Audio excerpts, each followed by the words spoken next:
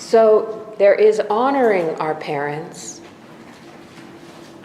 honoring the beautiful aspects of them, the good aspects, what they gave us, their sacrifices, the healthy honoring.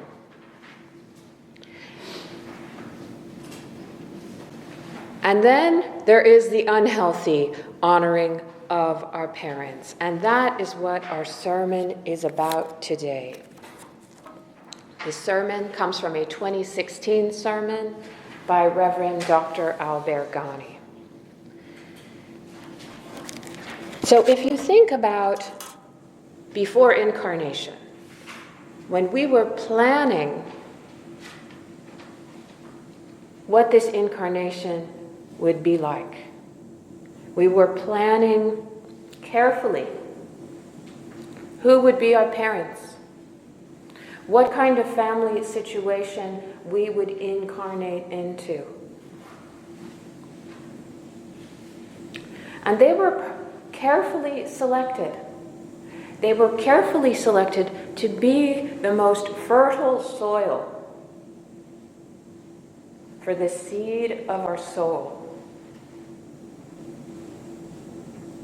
What would be the best soil to plant this seed in?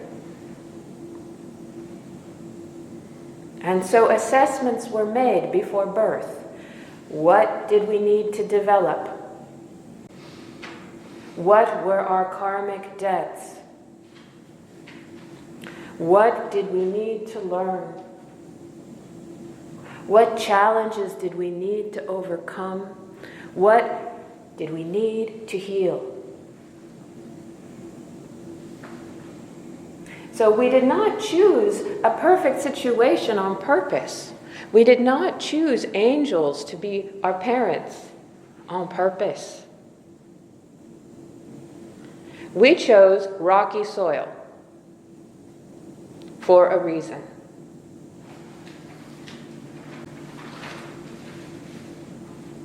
And everyone has their own version of rocky soil. You say, well, mine is rockier than the other person's next door. Well, so be it. But everyone chose rocky soil.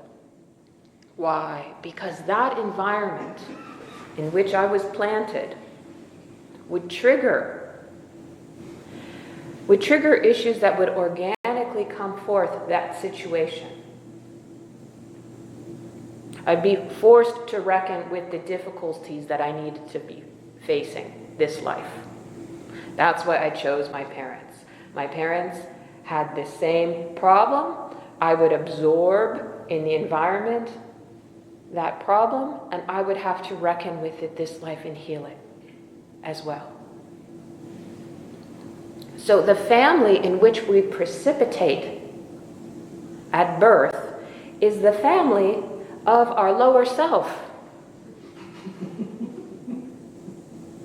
It's the family of our lower self. It's the worst in us. That which is unrefined, that which needs improvement. That's why we're incarnating into this family, because they are a reflection of what we as a soul need to deal with. And so we've picked them specifically. We've chosen them. We descended into that which has not been resolved.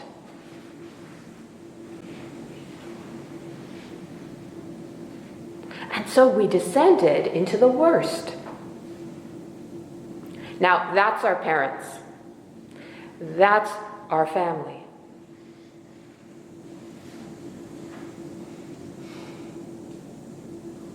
So when we idealize, when we ennoble, when we worship our family and our parents, we are ennobling and worshiping the worst in us. We are idolizing that which is primitive, that which needs to be worked on, that which needs to be cleansed.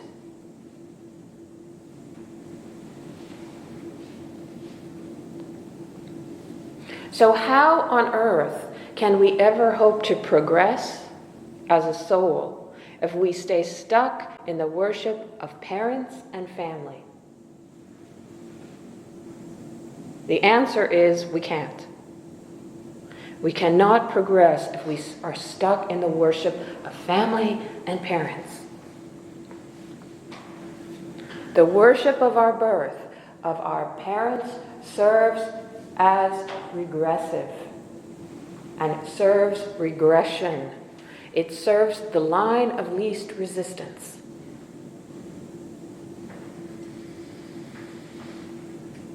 The line of greater resistance would be to challenge those negative forms that I've been born into, those negative patterns of my parents and family, the iniquities of my fathers and grandfathers and mothers and grandmothers that go from generation to generation. When we don't deal with them, when we instead crown family and crown parents, we are in the line of least resistance. This negates life, this reverses life, because life is the thrust forward. Life is movement. Life is the thrust, as we spoke about last week, of eros, the longing for a better state, the longing for something better, the desire to grow. That is life. As a tree reaches for the sun, that's what we and our life is all about. It's about movement, it's about expansion, and it's about growth. So worshiping parents, worshiping family, promotes instead all that is anti-life and anti-nature.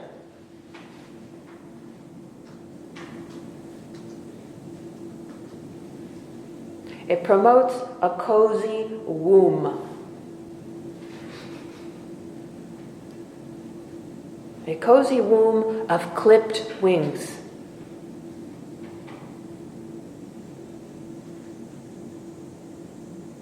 And like a root-bound plant, it will kill you slowly. You will, as the poet Mary Oliver said, be barely breathing and calling it life.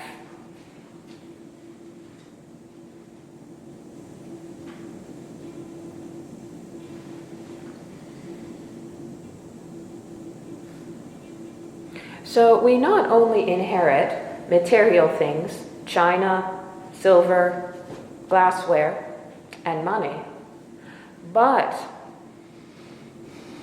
we inherit the parental or family idolization.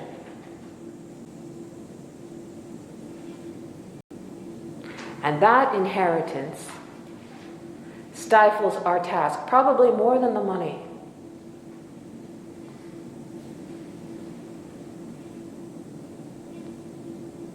The family idolization. I guess it depends on how much money you inherit as to how much your task is stifled. But the inheritance stifles your task. It stifles your real self. We never discover our real self in the safety of our family. We never do. Our task, that thrust forward, the longing to expand, instead implodes.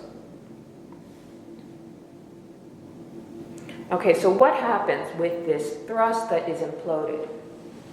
Instead of expanding, it's transferred to addictions. The longing to grow, the desire to expand myself, becomes the longing for substance, the addictive longing for acquisition of stuff, substance addiction, sexual addiction, shopping addiction, hoarding addiction. That is all the eros, the longing to accomplish my task, that has been transferred, deviated, misdirected, and imploded.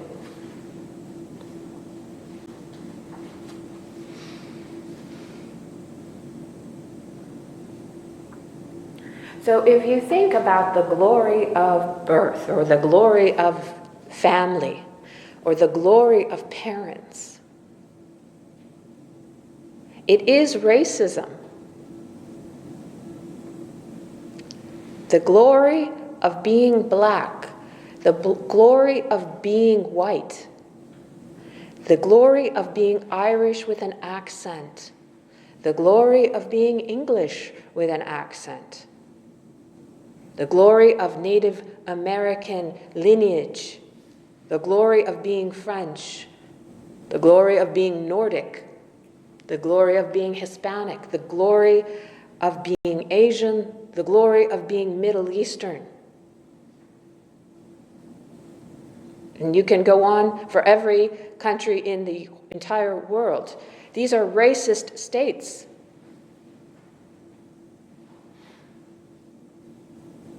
That glory of our birth and of our family will backslide us.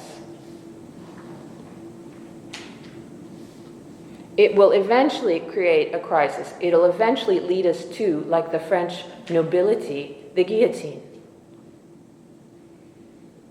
They glorified their nobility, they glorified their birth. They created a crisis with the French Revolution. So if you think about your life, how do you idolize your birth? How do you idolize your parents? How do you idolize your family?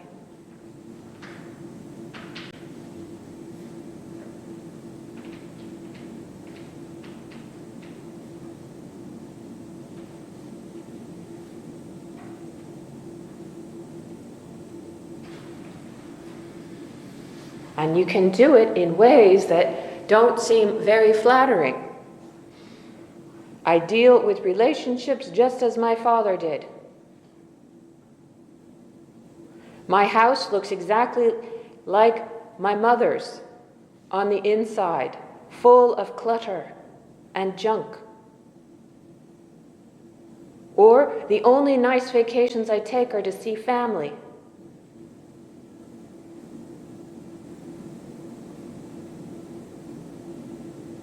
There's all kinds of variations on this dependency, on this idolization.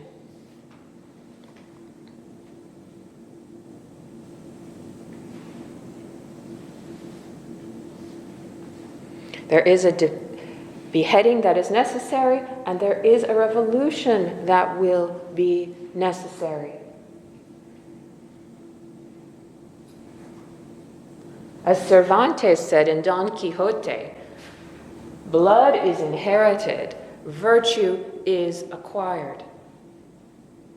But instead of crowning the virtue, we worship the blood. We think the blood is more important than the virtue.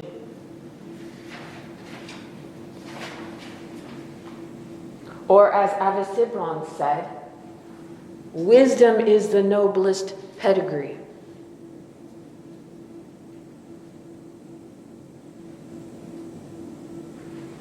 Now, in the worship of family, we believe our family is the noblest pedigree. Not wisdom, not spiritual attainment and spiritual growth. So that glory and worship of parents, that worship of family, nails us to the wheel of karma. It nails us to it. It nails us to the perpetual repetition of birth and death.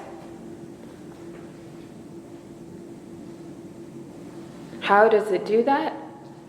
It's because we are continuously negating our task, negating our progress. And when we worship family, we negate the immortality of our soul. As in, I chose this family for a reason, to work things out. They are no better than any other family.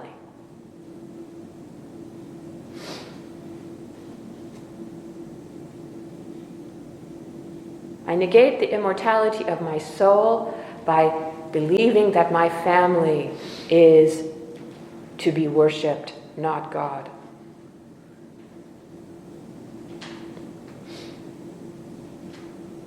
I crystallize family. So the glorification of parents destroys our life. It deprives us of our true identity. What is our true identity? It's finding independence. Finding independence, finding our own way from those who gave us the crassest form of creation, which is our body, to find independence from our parents, to make our own way in the world.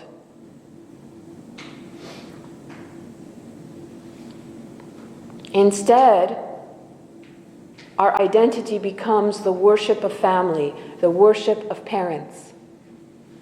We've taken our family and idealized them, because it was easier that way. Who wants to go, struggle, be independent, take risks, stand on your own? Let's just stay in this small little pot, this little box. It's safer. It's safer. Let's not make any waves. That's safer too.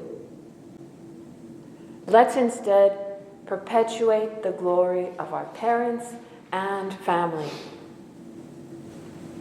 So what is the effect of all of this? Well, we destroy our lives. We destroy our lives. We deny our true nature, which is that pregnant soul awaiting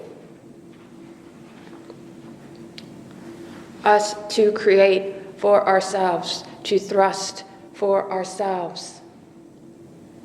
We deny our only true parent, which is God.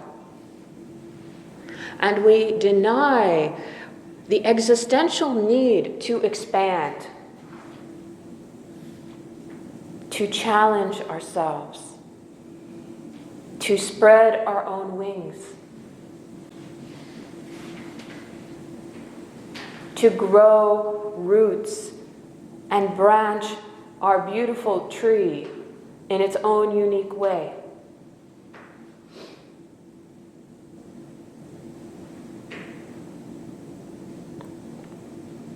Instead, we live as a marionette, as a puppet, activated by the sins of our fathers and mothers, activated by our parents' negativities, our parents' evil. And in doing so, we are satisfying their personal glorification. So there are several sayings of the Christ that are, quote, difficult sayings. And that's because the interpretation is so obvious, but you don't want to see it. Luke 14:26. If a man come to me and hate not his father and mother and wife and children and brethren and sisters, yea, and his life also, he cannot be my disciple.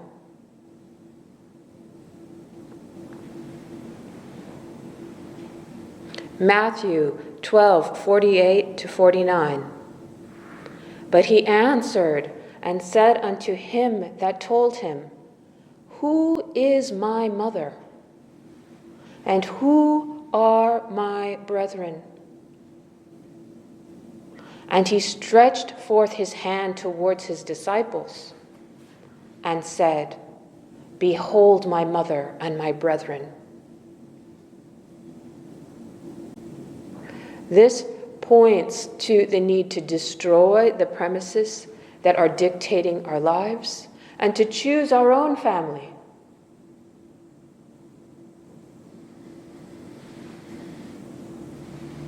These are the premises of evil, of falsehood, of line of least resistance, of regressing into mother's womb. These are anti-life premises. These are premises that cultivate old age, promote death.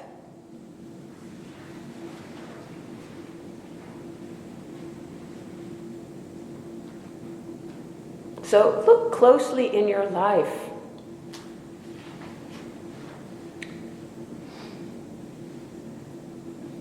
And find the still existing glorification of your birth and family and parents. It may be obvious, or it may be subtle. But regardless of if it is obvious or subtle, it is eroding you. It is stifling you. It is creating regression in your life, not progression.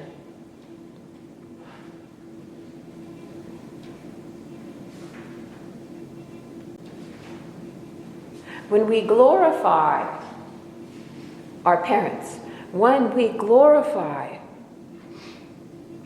our family, that makes us, in the grand scheme of things, from a bird's eye perspective, illegitimate. We have idolized the legitimacy of being our parents' father or son. Of being our parents' daughter or son. But we've disconnected from our true parent, which is God. We've denied the legitimacy that we are a child of God. That is our true parent. And that denial makes us illegitimate.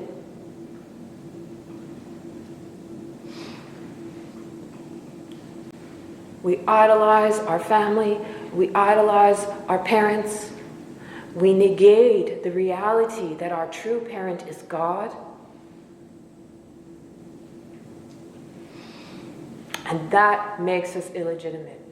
We disconnect from the fact that our true parent is God. So we emanate our father's, our mother's distortions. There's a wallowing in them. There's a desire not to progress. So that's the real meaning of the Christ's difficult sayings. The meaning that we are still reluctant to embrace. As this Hindustani proverb says, which I have on my desk, I love this proverb. There is nothing noble about being superior to some other man. The true nobility consists in being superior to your previous self.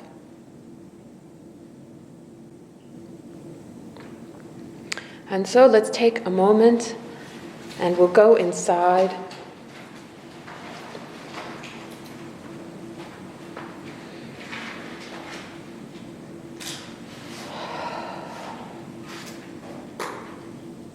We honor our chosen family.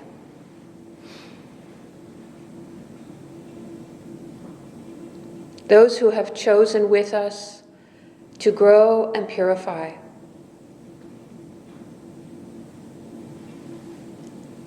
those who have chosen with us to aspire to a life of goodness, of beauty, and of truth.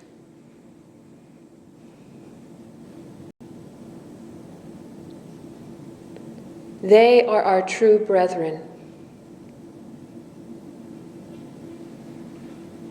We pray to integrate these teachings and find the still existing dependency and worship of our family and worship of our parents.